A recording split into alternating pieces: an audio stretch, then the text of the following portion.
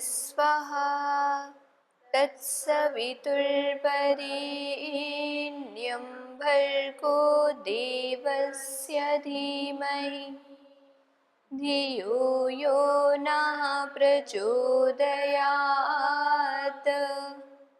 ॐ सहनाववतु सहनौ भुनक्तु सह वीर्यं करवावहै तेजस्विनावधीतमस्तु मा विद्विषावहै। ॐ शान्ति शान्ति शान्तिः।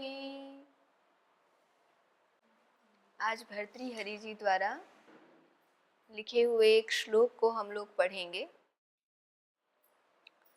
जिसमें सामान्यतः मनुष्य किस प्रकार अजागरूक रहते हैं। सामने सामने घटनाएं घटित होती रहती हैं, लेकिन उनसे अनजान बने रहते हुए ऐसा लगता है जैसे वो जानते हुए भी जानना चाहते ही नहीं हैं। किस प्रकार मनुष्य अनजान बने रहते हैं या वास्तविकता को नहीं समझते, तो इसी बात को भर्तृहरि जी ने एक श्लोक के माध्यम से कहा है। आदित्यस्य गतागतैरहरहः संक्षीयते जीवनम् व्यापारैर्बहुकार्यभारगुरुभिः त्रासश्च कालोऽपि न ज्ञायते। व्यापारैर्बहुकार्यभारगुरुभिः कालोऽपि न ज्ञायते। दृष्ट्वा जन्म जरा विपत्तिमरणं त्रासश्च नोत्पद्यते। पीत्वा मोहमयीं प्रमादमदिराम् उन्मत्तभूतं जगत्। कहने का मतलब है आदित्यस्य गतागतैः अहः अहः, माने प्रतिदिन सूर्य जो है वो उगता है और ढलता है, सूर्य उदय होता है और अस्त होता है। तो सूर्य नारायण के उदय और अस्त होने के साथ साथ प्रतिदिन संक्षीयते जीवनम, हमारा जीवन भी घटता जाता है, क्षीण होता जाता है। आदित्यस्य गतागतैरहरहः संक्षीयते जीवनम, और उसके साथ साथ व्यापारैर्बहुकार्यभार गुरु भी, हमारे पास इतने सारे कार्य होते हैं, इतने सारा व्यापार होता है करने के लिए कि उसके कारण कालोऽपि न ज्ञायते, समय का पता तक नहीं चलता है कि कितना समय बीत गया है हमारे जीवन का। दृष्ट्वा जन्म जरा विपत्ति मरणम, लेकिन इस बीतते हुए जीवन में भी हम कभी किसी का जन्म देखते हैं, किसी की वृद्धावस्था देखते हैं, किसी के ऊपर आई हुई विपत्ति को देखते हैं। दृष्ट्वा जन्म जरा विपत्ति और मरण, हम देखते हैं कि आए दिन कोई ना कोई जो है अब प्रयाण करता ही रहता है, किसी न किसी का शरीर पूरा होता ही रहता है, किसी न किसी का जन्म हम देखते ही रहते हैं। न जाने कितने लोग एक मिनट में, कितने सारे नए शिशु पैदा हो जाते हैं एक मिनट के अंदर, न जाने कितने लोग इस दुनिया से शरीर छोड़ करके जा चुके होते हैं। हम लगातार देख रहे होते हैं कि कितने सारे वृद्ध व्यक्ति अपने जीवन को कितने कष्ट से जी रहे हैं, और साथ ही साथ विपत्तियों को भी देखते हैं, कितनी अलग अलग प्रकार की विपत्तियों से लोग जूझते रहते हैं। किसी के जीवन में धन के कारण से विपत्ति आती है, किसी के जीवन में संबंधों के कारण से आती है, किसी के जीवन में रोग के कारण से आती है। अलग अलग प्रकार की विपत्तियों से हम जूझते हुए लोगों को हमेशा ही देखते रहते हैं। ऐसा कोई क्षण नहीं है जब हमारे सामने वो ना हो। लेकिन कहते हैं कि दृष्ट्वा जन्म जरा विपत्ति मरणम त्रासश्च नोत्पद्यते। मनुष्य इतना देखता है, उसके बाद उसके अंदर, उसके मन में त्रास उत्पन्न नहीं होता, कोई डर उत्पन्न नहीं होता, या यूँ कहें कि कोई चिंता उत्पन्न नहीं होती कि ये सब क्या हो रहा है। जैसे लगातार कोई देखे तो मन में चिंता भय उत्पन्न होना चाहिए ना, और ये स्वाभाविक भी है। जब हमारा कोई प्रिय है, जब उसका शरीर पूरा हो जाता है तो हमें कितना भय और चिंता होती है। लेकिन हम पूरे संसार को नित्य प्रति देखते रहते हैं, न जाने कितने समाचार हम सुनते रहते हैं कि कहीं पुल गिर गया, एक साथ 100, 200, 500 लोग मर गए, कहीं ट्रेन लड़ गई, कहीं कुछ हो गया, किसी के साथ अप्रिय घटनाएं घट गईं, लेकिन हमें कोई भय नहीं लगता। त्रासश्च नोत्पद्यते। ये समझ में नहीं आता है कि जो इसके साथ घट रहा है वो मेरे साथ भी घट सकता है। ये सामान्य परिस्थिति है, असामान्य नहीं है। जो एक के साथ घटता है वो सबके साथ घट सकता है। इसी को दूसरी तरह से देखें तो यदि कोई एक योगाभ्यास करके अपने जीवन को अच्छा बना सकता है तो उसी समय बहुत सारे लोग अगर उसी योगाभ्यास को करें तो वो भी अपने जीवन को अच्छा बना सकते हैं। तो हम मानव हैं और मानव के लिए कुछ सामान्य चीज़ें हैं जो कि सबके साथ होना संभव है, असंभव तो नहीं है। अभी मैं यहीं बैठी हूँ, यहीं कोई ऐसी परिस्थिति आ जाए, भूकंप आ जाए या कुछ ऐसा कुछ आ सकता है, उसके लिए हम ये नहीं कह सकते कि नहीं 100% गारंटी है हमारे ऊपर तो कोई किसी भी प्रकार की ना आधी दैविक ना आधी भौतिक ना आध्यात्मिक किसी प्रकार का कोई कष्ट आएगा ही नहीं। ऐसा संभव है क्या? ऐसा नहीं है। फिर कहते हैं कि लेकिन देखो कैसा ये जगत है, कैसे मनुष्य हैं। पीत्वा मोहमयीं प्रमाद मदिराम उन्मत्त भूतम जगत। अर्थात मोह अज्ञान रूपी मदिरा को पी करके ये सारा संसार मतवाला हो रहा है। मतवाला हो रहा है अर्थात उसको कुछ पता ही नहीं चल रहा है क्या सही है क्या गलत है। अर्थात सब कुछ देख सुन करके भी जीवन के लक्ष्य के प्रति असावधान और पुरुषार्थहीन हो रहा है। सामान्य जीवन में भी देखिए, यदि कोई शराब पीता है या कोई नशे वाली चीज़ खा लेता है तो उसको पता थोड़ी चलता है कि वो नाली में बैठा है या स्विमिंग पूल में बैठा है। कई बार इतनी बुरी स्थिति हो जाती है उसे पता ही नहीं चलता है। तो सेम सिचुएशन हमारी भी है। उन्होंने तो वो शराब पी है जो बोतल में बंद होकर के आती है, हमने वो शराब पी रखी है जो मोह रूपी है, जिसके कारण से प्रमाद उत्पन्न होता है। प्रमाद कहते हैं जानते हुए भी आचरण ना करना। हम जानते हैं सच बोलना चाहिए परंतु फिर भी आचरण ना करना, ये प्रमाद है। अंगों की जो शिथिलता होती है उसे आलस्य कहते हैं। भाई आलस्य आ रहा है, किसी को सो के उठने में आलस्य आ रहा है, लेकिन जो ये आंतरिक आलस्य है उसको प्रमाद कहा जाता है। ये जानते हुए भी कि किसी की हानि नहीं करनी चाहिए परंतु अगर वहाँ लाभ दिख रहा है तो हम उसको अपने ज्ञान को ही दरकिनार कर देते हैं, उसी का अनादर कर देते हैं और फिर हम वही करते हैं जो हमें उस समय के लिए ठीक लगता है। तो इसे प्रमाद कहते हैं। तो यही कह रहे हैं भर्तृहरि जी, पीत्वा मोहमयीं प्रमाद मदिराम। मोह रूपी अज्ञान रूपी प्रमाद की जो मदिरा है उसको पी करके ये सारा का सारा संसार उन्मत्त हो रहा है, यानी पागलों जैसा व्यवहार कर रहा है। और क्या कर रहा है? यथार्थ ज्ञान से दूर होकर के पुरुषार्थहीन हो रहा है। पुरुषार्थ इंसान तब करता है ना जब उसके सामने कोई लक्ष्य हो, और सही लक्ष्य यदि पता ही नहीं है तो कोई व्यक्ति क्यों ही पुरुषार्थ करने लगेगा? फिर तो कोई नहीं करेगा ना पुरुषार्थ। तो ये श्लोक बहुत ही सुंदर है, अगर हम इसको याद करते रहे ना। आदित्यस्य गतागतैरहरः संक्षीयते जीवनं व्यापारैर्बहुकार्यभारगुरुभिः कालोऽपि न ज्ञायते दृष्ट्वा जन्मजरा विपत्तिमरणम्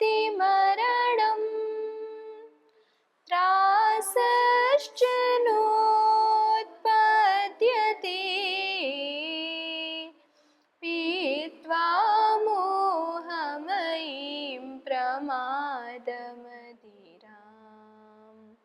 उन्मत्तभूतं जगत् पीत्वा मोहमयीं प्रमादमदिराम् उन्मत्तभूतं जगत्।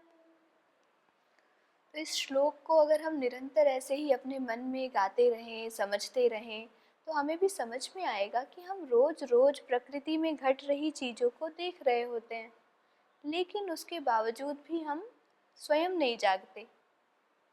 और जो व्यक्ति जाग जाता है वो ही व्यक्ति आगे बढ़ सकता है। अगर कोई सोता ही रहे तो वो पुरुषार्थ कर पाएगा क्या? वो सिर्फ सपने देख सकता है। सोने वाला सिर्फ ख्याली सपने देख सकता है, जो जागता है वो सपनों को सच कर सकता है। तो सोना जितना ज़रूरी है उससे भी कहीं ज़्यादा ज़रूरी जागना है। और सोना भी कैसे? जागृत अवस्था में सोना, मोह रूपी अज्ञान के कारण से नहीं सोना, ज्ञान पूर्वक सोना चाहिए। तो भर्तृहरि जी ने बहुत ही सुंदर उदाहरण दिया है ये।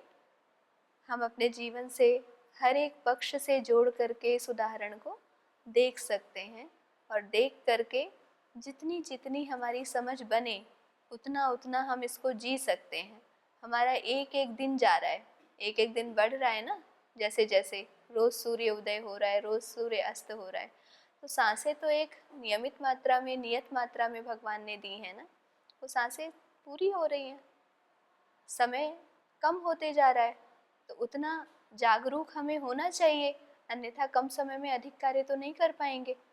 पता चले ये सब होते होते देखते देखते वृद्धावस्था आ जाए और फिर एक भी समय नहीं बचे, थोड़ा सा भी समय नहीं बचे, तब क्या करेंगे? कहते हैं ना, जब जीवन खत्म हुआ तब जीने का ढंग आया, जब शम्मा बुझ गई तो महफिल में रंग आया।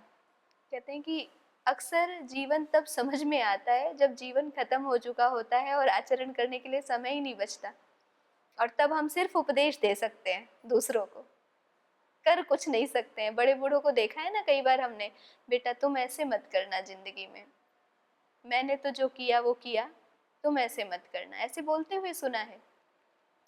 कई जिन बूढ़े लोगों को कैंसर आदि हो जाता है तंबाकू वगैरह खाने से या कुछ करने से, तो वो दूसरों को कहते हैं ये बहुत ख़राब चीज़ है, इससे तुम दूर रहना, लेकिन वो स्वयं बेचारे कुछ नहीं कर सकते।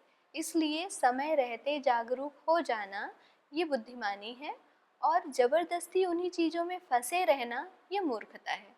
तो बुद्धिमानी का कार्य मनुष्य को करना चाहिए, क्योंकि बुद्धि तो मनुष्य को ही मिली है, बाकी लोगों को तो उतनी ही मिली है, जीव जंतुओं को जितना उनके लिए जीने के लिए ज़रूरी है। उन्नत होने के लिए जो बुद्धि है, मन है, विकसित मन, वो सिर्फ और सिर्फ मनुष्य को ही मिला है। तो ये हमारा कर्तव्य है कि हम ये जानें, समझें और आगे बढ़ने के लिए प्रयत्नरत रहें। एक और श्लोक भर्तृहरि जी ने कहा है, भोगा भंगुरवृत्तयो बहुविधास् तैरेव चायं भवस् तत्कस्येह कृतं परिभ्रमतरे लोकाः कृतं चेष्टितैः आशापाशशतोपशान्तिविशदं चेतः समाधीयतां कामोत्पत्तिवशात् स्वधामनि यदि श्रद्धेयमस्मद्वचः। कह रहे हैं भोगाः भंगुरवृत्तयः, जितने भी भोग दिखाई दे रहे हैं ना संसार में, जिनका हम उपभोग करते हैं, हमारे आँखों का विषय जो है वो रूप है, ठीक है, जिह्वा का विषय रस है, नासिका का विषय गंध है, शब्द स्पर्श रूप रसगंध, कान का विषय, श्रोत्र का विषय शब्द है। तो ये जो भोग है ना, जो शब्द स्पर्श रूप रस गंध के रूप में हमको मिलते हैं, जिनका हम भोग करते हैं। कभी हम देखते हैं किसी को कोई रूप बहुत पसंद होता है तो अपना पूरा जीवन ही चाहे उसके पीछे लगा देते हैं। कई लोग तो जीवन लगाना तो दूर है, वो ख़त्म कर देते हैं, ऐसा भी देखने में आता है। तो भर्तृहरि जी कहते हैं कि जिन भोगों के पीछे तुम अपना जीवन तक समाप्त कर देते हो, जैसे कि पतंगे को देखा है, उसे रूप बहुत प्रिय होता है, तो वो अग्नि के पास आकर के मर जाता है, लेकिन उसको देख करके दूसरे पतंगे कभी नहीं सीखते, सारे के सारे पतंगे वहीं आते हैं, है ना। तो उनमें और मनुष्य में ये अंतर है, मनुष्य चाहे तो स्वतंत्र है, वो ना आए, वो समझ जाए, दूसरों को मरता हुआ देख करके खुद तो सुधर जाए कि मुझे वहाँ नहीं जाना है, नहीं तो मर जाऊंगा। पतंगे ऐसा कभी नहीं करते। वर्षा ऋतु में आप देखिएगा पूरे के पूरे ढेर लग जाते हैं पतंगों के। वो किसके आकर्षण में आके जीवन त्याग देता है? रूप के आकर्षण में। इसमें आगे एक और श्लोक भी दिया है बड़ा सुंदर सा, कुरंग मातंग पतंग भृंगा मीना हता पंचभिरेव पंच एका प्रमादी स कथम न हन्यात यह सेवते पंचभिरेव पंच। कि बेचारा पतंगा तो सिर्फ एक विषय के सेवन में लगा था, वो मर गया। कुरंग मातंग पतंग भृंगा यह सेवते पंचभिरेव पंच। जो इन्होंने तो एक एक विषय का, कुरंग मतलब हिरण, मातंग, हाथी, हाथी को स्पर्श बड़ा पसंद होता है, स्पर्श में वो बहुत जल्दी फंसता है, तो उसको जब फंसाते हैं ना तो स्पर्श के चलते वो फंस जाता है लोगों के जाल में। भृंग, उसको गंध पसंद होती है, भंवरे को गंध पसंद होती है ना, गंध के चलते वो जीवन उसका चला जाता है, गया और नलिनी बंद हो गई या कोई पुष्प बंद हो गया और वो चला जाता है। तो भंवरा जो है वो गंध के कारण से मारा जाता है। मीन जो है वो रस के कारण मारी जाती है। मीन को जो फंसाने के लिए रागा में थोड़ा सा मांस लगा देते हैं ना, वो जो मछली पकड़ने वाली स्टिक होती है उसे क्या बोलते हैं मालूम नहीं, अच्छा केचुआ लगाते हैं। तो केचुए के स्वाद में आकृष्ट होकर के मछली उसको खाने के चक्कर में खुद ही खाई जाती है ना। तो भर्तृहरि कहते हैं कि सोचो, ये तो एक एक विषय के प्रति आकर्षित हैं, तब ही इनका जीवन चला जाता है। और मनुष्य एक नहीं 5-5 विषय के प्रति आकर्षित है। जो प्रमादी मनुष्य है, एका प्रमादी स कथम न हन्यात, वो कैसे नहीं मारा जाएगा। कोई ऐसा कह सकता है नहीं नहीं मैं तो 5 विषयों का उपभोग करूंगा लेकिन मुझे होगा कुछ नहीं, तो ऐसा नहीं है। एक एक विषय के आकर्षण में फंसे हुए जीव जंतुओं को तो हमने मरते हुए देखा है, तो भला बताओ जो 5-5 विषयों के आकर्षण में फंसा हुआ मनुष्य है वो कैसे जी सकता है, वो नहीं जीवित रहेगा, वो मरना ही उसका निश्चित है।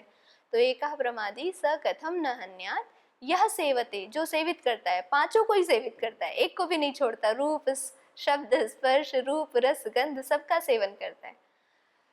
तो यही यहाँ पे भी कह रहे हैं, भोगाः भंगुर वृत्तयः बहुविधाः, ये भोग जो है ये बहुत प्रकार के हैं, देखते हैं ना हम, इसीलिए तो मनुष्य का छोटा सा जीवन होता है।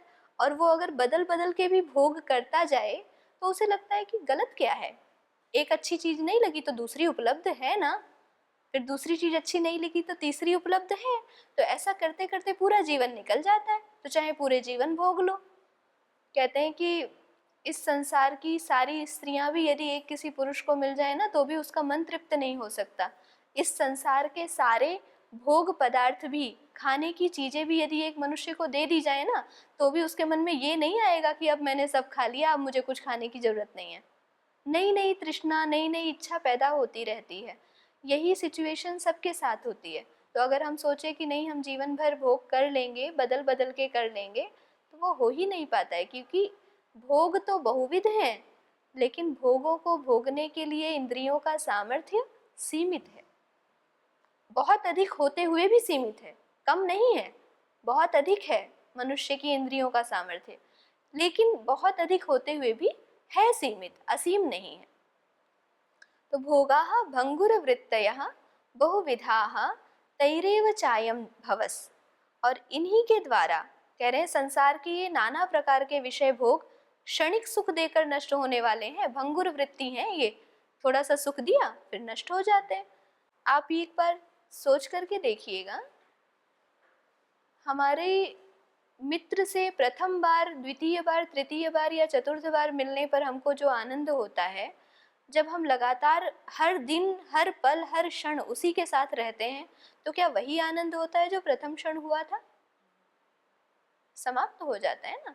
वही कह रहे हैं कि ये जो संसार के भोग हैं ये नाना प्रकार के हैं, बहुत प्रकार के हैं, लेकिन भंगुर वृत्तयः, क्षणिक सुख दे करके समाप्त हो जाने वाले हैं।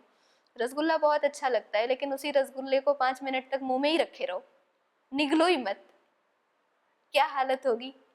जो अच्छा लग रहा था ना, पता नहीं क्या पता उसके चलते उल्टी भी आ जाए ऐसी परिस्थिति होती है। और इन्हीं के द्वारा जन्म मृत्यु रूपी बंधन के भी कारण है ये, तैरेव च अयम जगत, यही जो भोग हैं यही जन्म और मृत्यु रूपी बंधन के कारण है।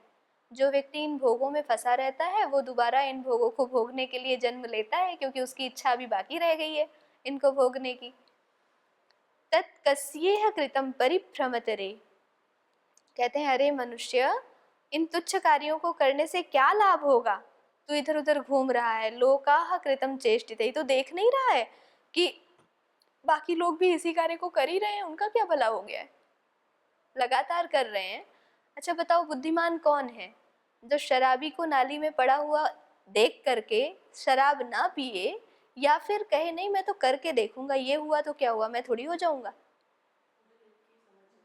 भाई दूसरे की समस्या को देख करके खुद के लिए समझ लो। जब हमने 1000 लोगों को देख लिया कि शराब पीने पर नशा होता है, तो स्वयं एक्सपीरियंस करना ज़रूरी है क्या?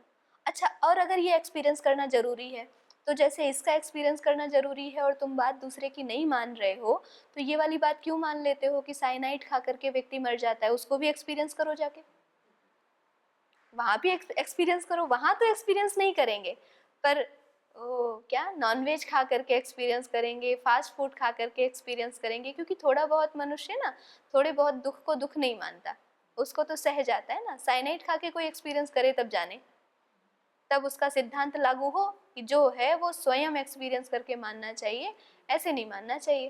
भाई हम दूसरे की बात नहीं मानते, हम सिर्फ हमारी बात मानते हैं, है ना। तो बुद्धिमान वो होता है जो व्यक्ति दूसरों को देख करके ही अपनी समझ बना ले, और अपनी समझ बना करके स्वयं उस समस्या में ना फंसे। उन समस्याओं में यदि हम फंस जाते हैं तो हमारा प्रीसियस टाइम चला जाता है। समय तो सीमित है ना, ऐसा नहीं है कि किसी के लिए 24 घंटा है, किसी के लिए 32 घंटा है, ऐसा नहीं है। तो जो मनुष्य होते हैं उनके पास समय सीमित है, और उस सीमित समय में उन्हें जो कार्य करने हैं, यदि वो नकल करके ही दूसरों के साथ में किए गए व्यवहार को ना समझ करके ऐसे ही नकल करके करते रहे, तो जीवन तो समाप्त हो जाएगा, जीवन हमें और समय नहीं देगा। तो आगे की पंक्ति में कह रहे हैं कि तत्कस्येह कृतं परिभ्रमतरे लोकाः कृतं चेष्टितैः आशापाशशतोपशान्ति विशदं चेतः समाधीयताम्। कहना चाहते हैं कि अरे मनुष्य, इन तुच्छ कार्यों के करने से क्या लाभ होगा, अर्थात इस कर्म भोग के चक्र में पड़ने से कोई विशेष लाभ होने वाला नहीं है। लाभ इतना ही है कि तुम फिर मरो, फिर जिंदा हो, फिर पुनरपि जननम पुनरपि मरणम पुनरपि जननी जठरे शयनम। भाई फिर से जन्म लोगे, फिर से मर जाओगे, फिर से जन्म लोगे, फिर से जननी के गर्भ में आओगे, तो ये पूरा चक्र ऐसा ही चलता रहेगा, तो इसका कोई लाभ विशेष तो है नहीं। फिर कहते हैं कि यदि आपको हमारी बातों पर विश्वास और श्रद्धा हो, तो सांसारिक आशा पाशों को तोड़कर मन को शुद्ध बनाते हुए तीव्र इच्छा के साथ अपने मन को परमात्मा में स्थिर करो। यदि आपको ये बातें, हमारी कही हुई बातें आपको भी सही लगती हैं, वो भी समझते हैं कि दूसरों को देख करके सीखने वाले कम होते हैं, भर्तृहरि जी समझ रहे हैं, तभी तो कहा कि यदि श्रद्धेयम अस्मद्वचः, यदि तुम्हें हमारी बातों पे श्रद्धा है, विश्वास है कि हमने जो कहा है कि भोग जो हैं वो भंगुर वृत्ति वाले हैं और बहुविध होते हुए भी हैं, तो सीमित ही यही बंधन और मोक्ष का कारण है। और हमने अभी संसार में देखा है कि इनको करते हुए, इनके चक्कर में पड़ करके भी किनका लाभ हुआ है? किसी को लाभ विशेष तो हुआ नहीं है। ऐसा तो अच्छा, भोग भोगने के बाद कोई अमर हुआ है क्या? मरना चलो छोड़ दो, वो तो एक बात है। क्या किसी ऐसे को देखा है जिसने बहुत सारे दुनिया के भोग भोगे और वो अमर हो गया? तो ऐसा भी तो नहीं देखा है। तो तत्कस्येह कृतं परिभ्रमतरे लोकाः कृतं चेष्टितैः। आगे आशा पाश शतोपशांति विशदम, आशाओं के पाश को तोड़ करके, आशा बहुत बलवती होती है ना, हमने कल देखा था, आशा नाम नदी मनोरथ जला। आशा ऐसी नदी है जिसमें मनोरथ रूपी जल है और तृष्णा रूपी तरंगे उठ रही हैं, और राग द्वेष रूपी मगरमच्छ उसमें खूब बढ़िया से रहते हुए हैं, और मोह रूपी भंवर है, अगर उसमें कोई फंस जाए तो दोबारा निकलने का कोई चांस नहीं है। और वो उसके तट जो हैं वो दुख रूपी हैं, चिंता रूपी हैं, और वो इतनी वेगवती है कि बड़े बड़े बहुत जिनकी जड़ें गहरी हैं, ऐसे पेड़ों को भी उखाड़ के फेंक देती हैं। धैर्य रूपी, धैर्य द्रुमध्वंसिनी। तो ऐसी नदी को पार कौन कर पाता है? तस्याह पारगताः विशुद्ध मनसा, कि उस नदी को पार करने वाले सिर्फ वही होते हैं जिन्होंने अपने मन को शुद्ध कर लिया है। इसमें भी यही बता रहे हैं कि भाई इस संसार से अगर आपको उपरत होना है तो उसके लिए एक ही तरीका है कि आशा रूपी बंधनों को तोड़ दो। पाश माने बंधन, माने किसी ने हमें जैसे रस्सी में जकड़ दिया तो वो रस्सी का पाश हो गया, है ना। ऐसे ही आशाओं से यदि हम नहीं, अब हो जाएगा, अब हो जाएगा, क्या पता अब मैं इस भोग को भोगूं तो तृप्त हो जाऊं। तृप्त इंसान कभी नहीं होता है, एक भोग को भोगने के बाद दूसरी इच्छा जागृत होती है, लेकिन आशा बनी रहती है कि चलो अभी भोजन से संतुष्टि नहीं मिली तो गीत सुन के संतुष्टि कर लेंगे, गीत सुन के नहीं मिली तो अच्छे अच्छे दृश्य देख करके संतुष्टि कर लेंगे। तो आशा पाश शतोपशांति विशदम चेतः समाधीयताम, अपने चित्त को समाहित करो, एकाग्र करो और विशुद्ध करो। कामोत्पत्ति वशात स्वधामनि यदि श्रद्धेयमस्मद् वचः, कामोत्पत्ति के कारण से, इच्छाओं के कारण से जो अनियमितताएं उत्पन्न होती हैं, विषयों के भेद भोग के ओर आप प्रवृत्त होते हैं, उससे मन को हटा करके, आशा के बंधनों को तोड़ करके मन को शुद्ध करने का जो मार्ग है वही वास्तविक उन्नति का मार्ग है। उससे अतिरिक्त जो मार्ग है वो बंधन के मार्ग हैं। इस प्रकार भर्तृहरि जी हमें शिक्षाएं दे रहे हैं, क्योंकि उन्होंने अपने जीवन में पहले देखा है और वो चाहते हैं कि सारे प्रजाजन इस संदेश का लाभ उठाएं। इसीलिए अब आज हम भर्तृहरि जी के इस श्लोक को पढ़ते हुए यहीं पर अपने संवाद को विराम देते हैं। आगे का संवाद हम फिर करेंगे। ओम शांति शांति शांति।